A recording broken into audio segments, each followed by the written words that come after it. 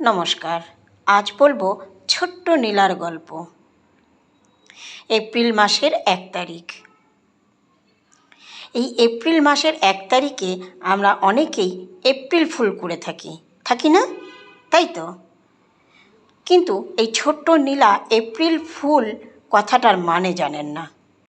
প্রতিদিনের মতো ছোট্ট নীলা সকালের বাসি কাজ সেরে শরীরটা ক্লান্ত লাগছিল বলে বিছানায় গিয়ে একটু শুয়েছিল। হালকা করে চোখে ঘুম আসে। হঠাৎ এমন সময় নীলার মা চিৎকার করে নীলাকে ডেকে ঘুম ভাঙায়। কিছুই বুঝতে পারেনি নীলা। সেক্ষেত্রে বলে রাখি, নীলা কিন্তু অনেক ছোট। সকালে টিফিন বানাতে গিয়ে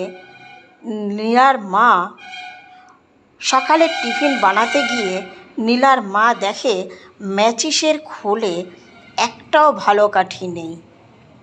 সমস্ত কাঠিগুলো পোড়া। নীলার মা সমস্ত মেজাজ নীলার উপরে উজাড় করে দিল। হাতের কাছে যা পেল তাই দিয়ে নীলাকে মারল। মন শান্ত করল নীলাকে মেরে। কিন্তু নীলার মা একবারও ভাবল না এই ছোট্ট নীলা কি আদৌ এই কাজ করতে পারে? এই এপ্রিল ফুল কি নীলা তার মানে জানে? এ তো নিশ্চয়ই কোনো বড়দের কাজ। নীলার মার ভাবা উচিত ছিল। নীলা এই কাজ করেনি, কিন্তু নীলার মা ভাবেনি। মার খেয়ে নীলার শরীর ঝাঁঝরা হলো। অসহ্য যন্ত্রণায় ছটফট করতে করতে কাঁদতে কাঁদতে নীলা বলে, মা আমি এই কাজ করিনি, মা আমি এই ভুল কাজ করিনি। নীলার মা কোনো কিছুই শুনতে রাজি ছিল না। সেদিনের মতো দিন চলে গেল। এইভাবে বেশ কয়েকদিন চলে গেল। একদিন পাশের বাড়ির দাদা আর দিদি এসে বলে, কাকিমা সেদিন যে ম্যাচিস খোলের থেকে কাঠি বদলেছিল ওটা নীলা করেনি, ওটা আমরাই করেছিলাম।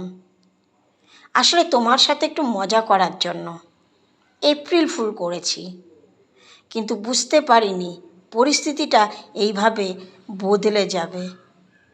নীলা সবটা দাঁড়িয়ে শুনল। ছোট্ট নীলার মাথায় আসলো কখনো মানুষকে ঠকাতে নেই, একদিন তো তাকেও ঠকতে হয়। এইভাবে নীলা বড় হয়। কিন্তু নীলা জীবনে অনেকবার ঠকেছে।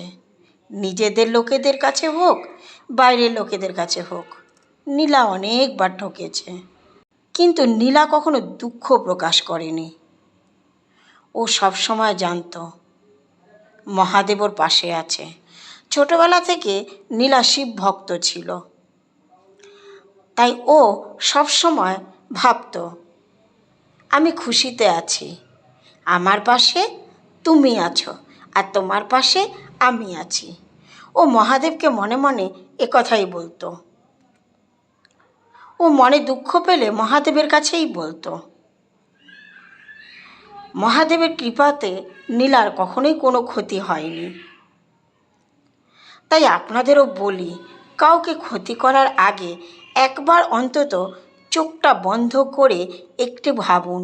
প্রকৃতির মার কখনো ভুল হয় না, কর্মফল ভোগ করতে হয়। যে ঠকায় সে ঠকে কোনো না কোনো দিক থেকে। দেখবেন আপনারাও হয়তো দেখেছেন, যে ঠকিয়েছে সেও ঠকেছে। ভালো লাগলে চ্যানেলটি সাবস্ক্রাইব করুন আর একটি লাইক দিয়ে যাবেন পরের নতুন ভিডিও দেখার জন্য। হাসিতে থাকুন, খুশিতে থাকুন। কলমে নীলা, কণ্ঠে জয়া দে।